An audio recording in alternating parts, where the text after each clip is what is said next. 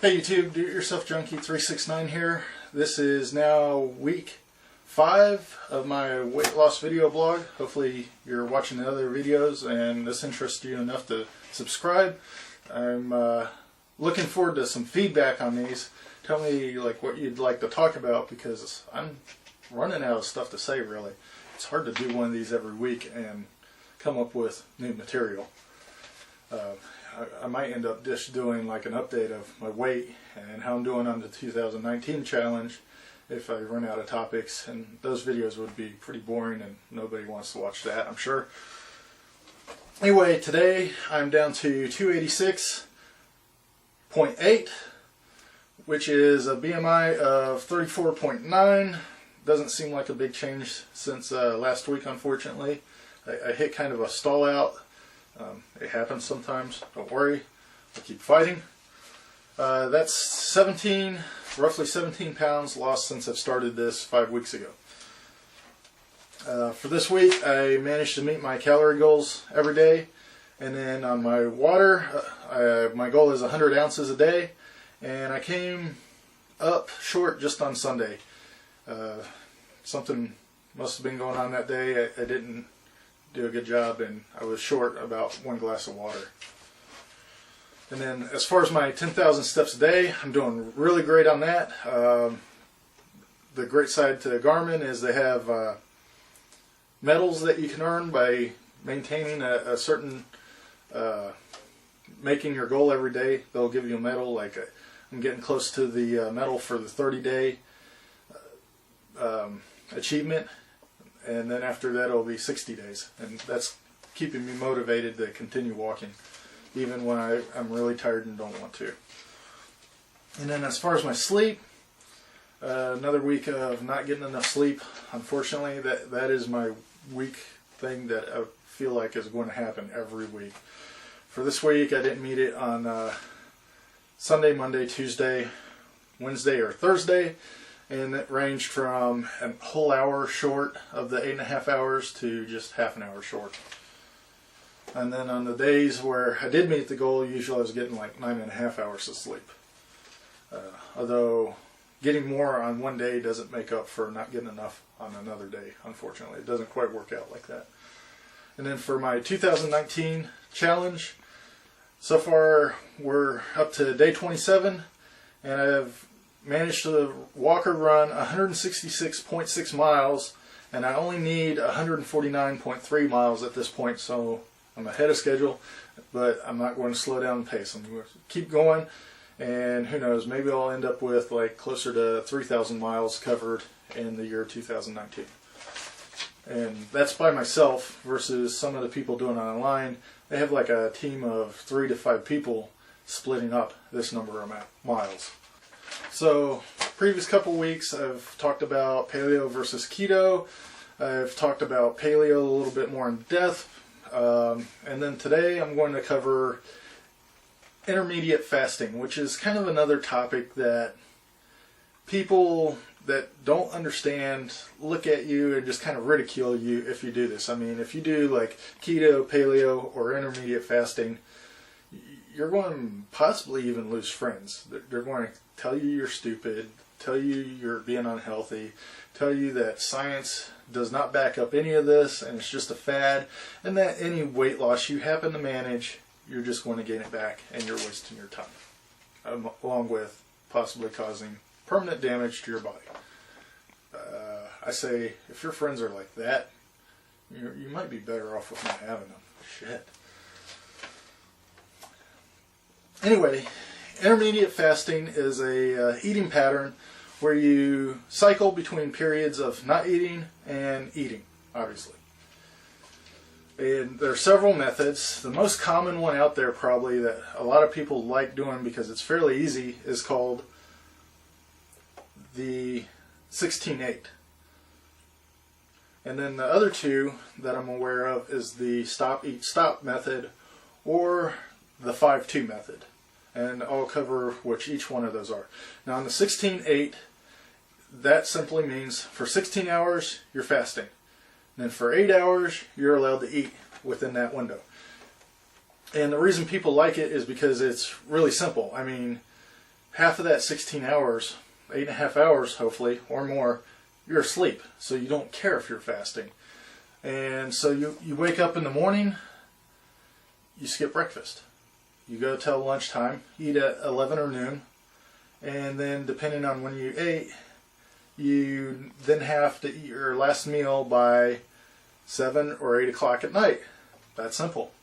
If you're really a breakfast person and you can't possibly live without it, you would eat breakfast at like 5 or 6 in the morning and then be done eating by noon. And I find that a lot harder to do than just skipping breakfast.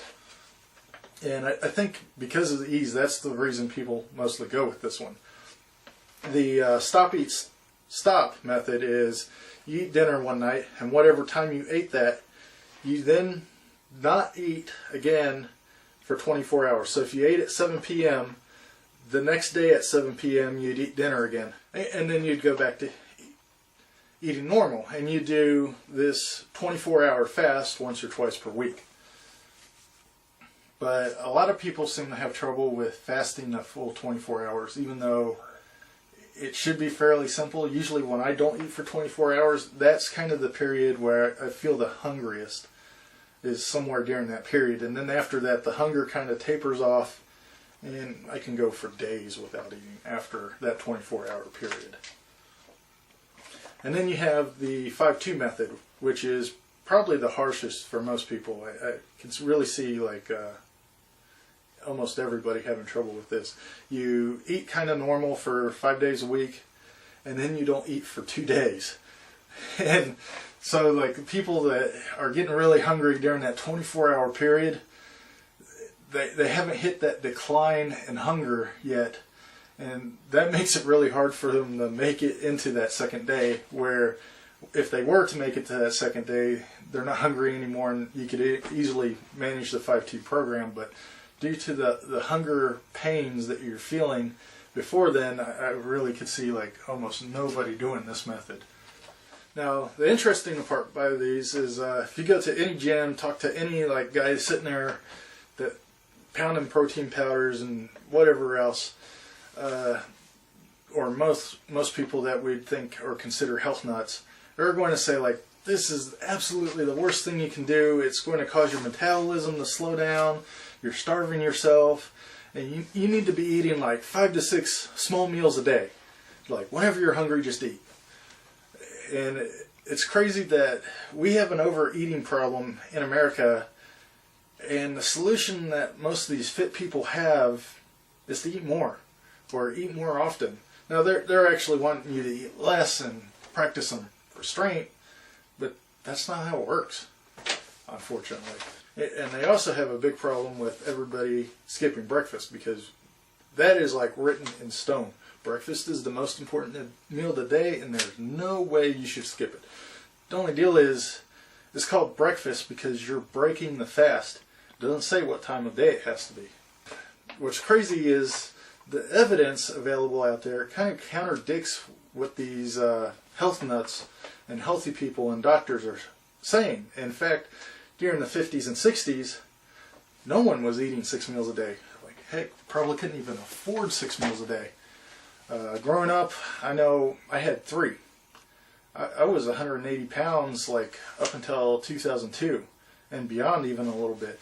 I didn't start eating a whole bunch until I joined the Marine Corps, and then I was eating like the 3 meals a day, breakfast, lunch, dinner, and then having a snack once in a while, or going to mid-rats, or when we're out in the field and actually needed a ton of energy, I was eating a lot. And the only problem is I kind of carried that into my normal everyday living, even when I didn't need that amount of calories. And of course I had people that were continuously pumping iron that were saying like, oh man, to get back into shape and lose that weight, you need to start eating those 6 small meals a day and constantly working out and stuff. And it just seemed like the more and more I tried to live by their standards, the heavier and heavier and worse off I just got, and the more hungry I was, always hungry, like starving hungry, or at least I thought I was. And it's crazy because fasting has been done throughout history, and we're even told to fast before going in to see like a medical profession, especially if you're getting blood drawn or getting a operation or dental work done. And yet somehow fasting has become synonymous with starving, even though it's not.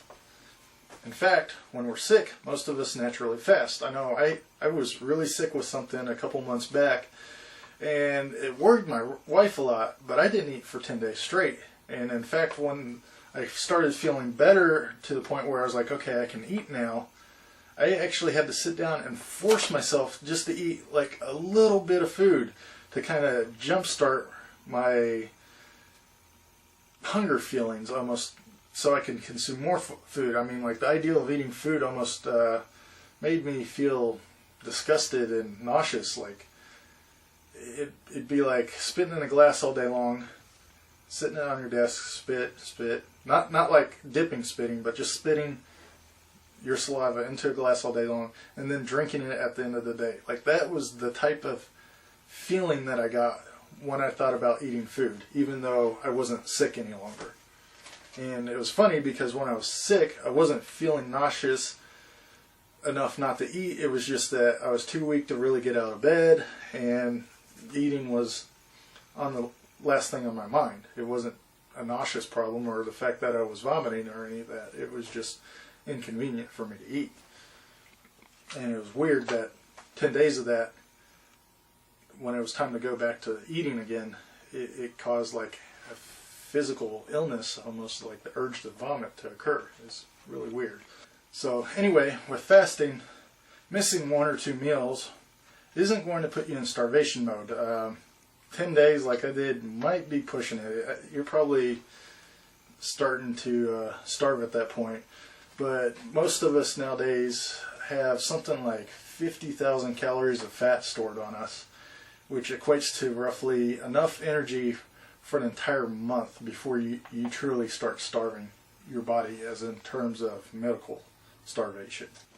Now, when you do fast, if you choose to fast, you're going to feel like you're starving. And usually this is because, especially if you're doing the 16-8 method, if you feel like you're starving, this kind of comes down to you're probably consuming too much sugar and not enough fat. And so all kinds of alarms are being set off in your body of like, I need to intake more and more food, because your body's like, the sugar's gone. I need more sugar right now. And it takes a little bit of effort for it to switch over to burning that fat, because fat is just a little bit harder than sugar to burn. And so it would rather have you intake more than break into those fat stores, because those fat stores represent a safety net to it. And if it starts burning those up, then when you actually start to starve because you can't go out and find that woolly mammoth to take down and eat, you need that fat to survive. So your body doesn't want to burn it. It wants to save it and have you eat something immediately that's going to provide you energy right now in the form of carbohydrates and sugars. So if you're trying fasting, even for 16 hours, and you're feeling hungry, try upping your fat intake. And that should help you cruise through those 16 hours fairly easily. And if you get up in the morning and you're hungry and you just absolutely need something, try drinking a glass of water first. And usually that'll kind of cut back on that hunger long enough for you to last till lunchtime, or at least 10 o'clock. And that would allow you to eat your last meal at 6, which is a little bit more reasonable. I would say it's kind of similar to, like, if you've ever felt the urge to urinate and you just really had to go, but the opportunity to go wasn't present and you held it, after a while it just goes away. And it's sort of like that. Your body kind of sends you the signal like, this is absolutely necessary right now, but in reality it's lying to you. So as I said before, there's a couple things that people think about with fasting, that you're starving yourself, your metabolism's going to slow down. And these have actually been shown to be myths, like almost everything else I've talked about. In fact, studies have shown your metabolism doesn't slow down when you fast. In fact, it actually speeds up. And then your body has to produce adrenaline when you're fasting. And that further speeds up your metabolism. It kind of gives it an extra kick. And there's been studies showing Like if you do a 4-day fast, your metabolism should bump by about 12% over what it normally is. That's a pretty good spike, not a slump like everybody's saying. In fact, what does lead to a slow metabolism, if you are restricting calories down, not truly fasting, but let's say you're restricting calories way back lower than you should be. Instead of like eating 1,000 calories less per day, you're eating like 2,000 calories less if you are used to eating 3,000 calories. Or let's say you're doing like less than 1,200 calories a day. Well, you've restricted your calories so far back, your body kind of realizes that, and it doesn't view it so much as a fast, but it sends off another signal of like, hey, this guy is a sucky hunter and gatherer, and we need to keep him alive until he finds a more fertile hunting ground or area to gather food. And so that's when your metabolism starts slowing down, when it's that prolonged reduction in calories. Not like no calories coming in, but just enough to keep you alive if your body slows your metabolism down. And then there's another myth out there: if you're fasting, you're going to be burning off muscle, which almost everybody can agree, burning muscle is bad. And that comes down to, when you burn muscle, your body's not selective. It burns all muscle. Well, your heart's a muscle. Your diaphragm's a muscle. So it's burning not like your biceps and stuff, but it's burning off muscles that you need to stay alive. That's, as I've said, really hard for your body to do. Your body does not want to burn muscle. It's designed not to burn muscle. It's the absolute last thing it wants to do. And to do that, that's where you'd have to get into that true starvation mode that I said, where your body has switched from carbs to fat. And fat's a little harder to burn, but it's burnt up so much fat that now it's really freaking out, and it's entered a true starvation mode where it decides that it has to burn muscle. And that's what you don't want. But as I said, like, most people have about a month's worth of fat stored on them. So any type of fasting that you do, you shouldn't really be even close to approaching a point where you'd start burning muscle. Now, another thing people have against fasting is they're worried that you're going to be malnutritioned. And this has a basis of truth in it. I mean, doctors and food companies and stuff say if you don't eat, you're going to end up looking like the African kids that don't have enough food, unfortunately.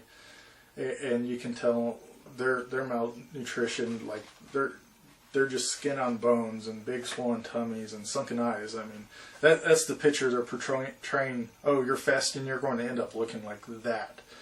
And there's a hint of truth in it, but if you're just fasting like 16, 24 hours, not a chance. When you start eating again, you're going to take in those nutrients, and you're really not ever malnutrition.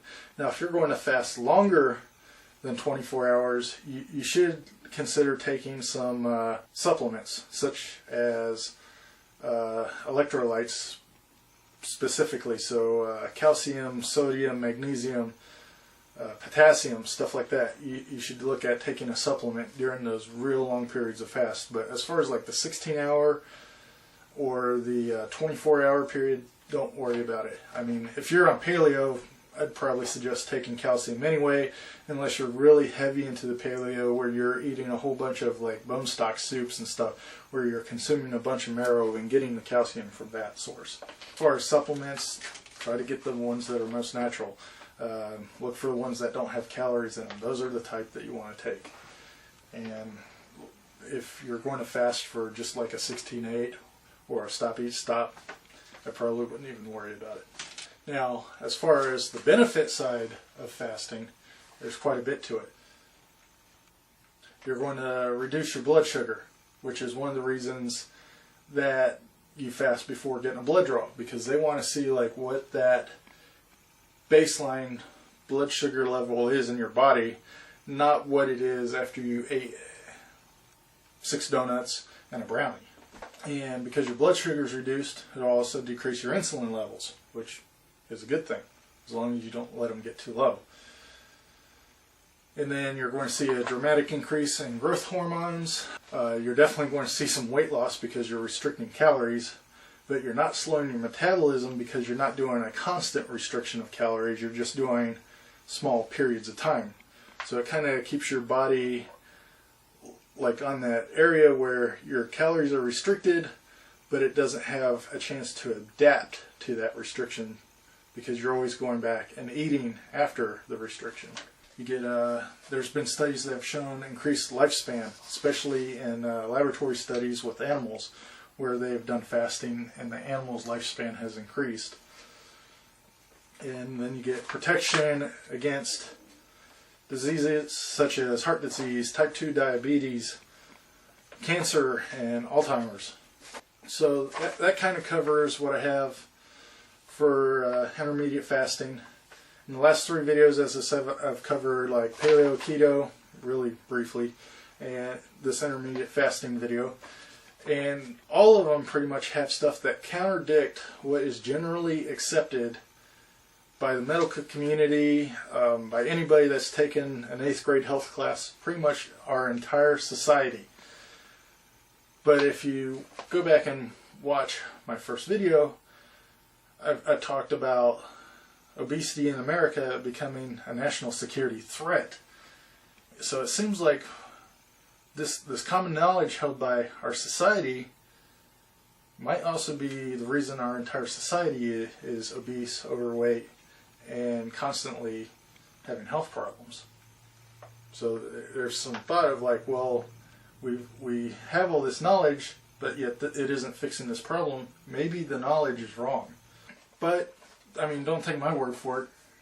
You're probably watching this on a computer. Start Googling it, research it for yourself. Find websites that have actual links to studies as their supporting evidence. Like, just don't go off of somebody saying like, well, this is what I ate and I felt this way, kind of what I'm doing.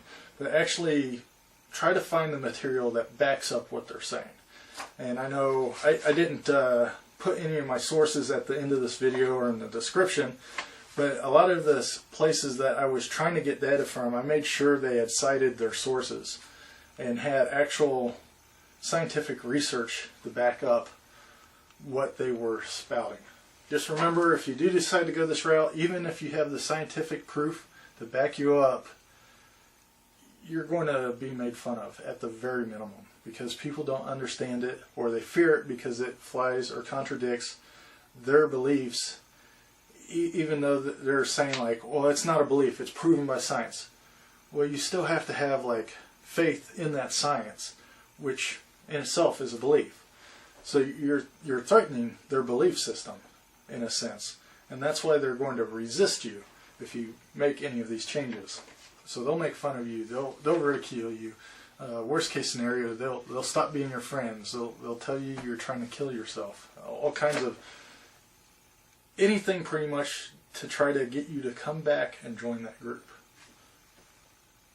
because they fear, well, if you're right and you lose the weight and you get healthy and you prove them wrong, then that means this large group over here is wrong. And that is what they fear. They don't want to be wrong. They don't want everybody else to be wrong.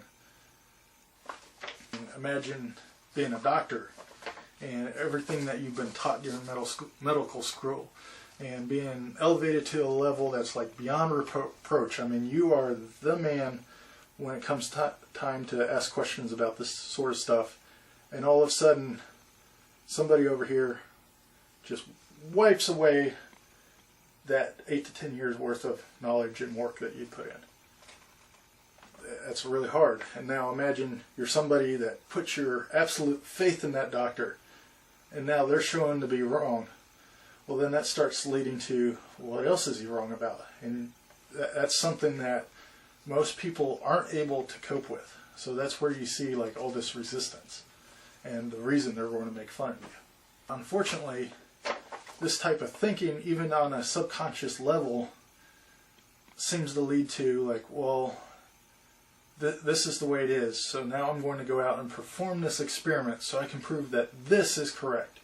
And in a way, they end up designing the experiment to get the results they want, to support what they want it to support. Because they don't want to be the single guy over here by himself. The only other explanation is, if they're not doing that kind of thought process, even on a subconscious level, then they're purposefully doing it because they have some sort of agenda that they're trying to achieve by supporting this hypothesis over here. In fact, I mean, I had kind of wondered if the food pyramid in 1992 had been created just to support American agriculture, which centers around farming, and most of that farming is grain-based products: wheat, oats, corn. Like, I can't go anywhere without seeing a cornfield. Or, in my area as well, besides corn, beans. And so if somebody were saying like corn and beans are unhealthy, we shouldn't be eating them, that severely hurts a large portion of American agriculture. As much as I'd hate to say that somebody would do that, I mean, the other side of the thought might be like, well, we get people to eat more of this, so they spend more money on this product and support somebody's living because they're out farming this stuff. And it's not really unhealthy. Where's the problem in telling that little white lie?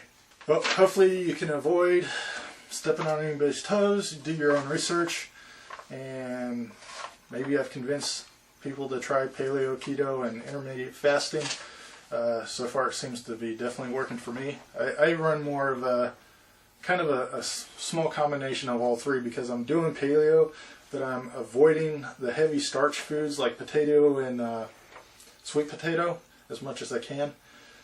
But so I'm kind of doing keto in that sense, but I'm not eating the aspartame and stuff, the fake sugar that's allowed on keto. So I'm trying to stay more like healthy and natural foods in the paleo sense. And then I just naturally, it's easy for me to skip breakfast. And since I've eaten paleo and so much fat, I feel really full anyway, so I'm not really like starving in a sense when I get up. And it takes me less time to get ready to go to work in the morning, so I just get up and leave and worry about lunch. So in a way I'm doing the 16-8 intermediate fasting. And I mean, I eat at about 11, means my last meal should be about 7. Really, I try to eat dinner at about 5 or 6. And there has been stuff where people have said like, hey, don't eat after a certain period of time because you're getting close to bedtime anyway and you're not going to build up that energy, and you don't want that energy in your body while you're laying there resting. So for me, the 16-8 works out really great. Keep it up. Hopefully you guys are losing weight, and I'll see you back here for week 6. Well, not sure what I'm going to talk about yet, but I'll figure something out in the next week. See you later.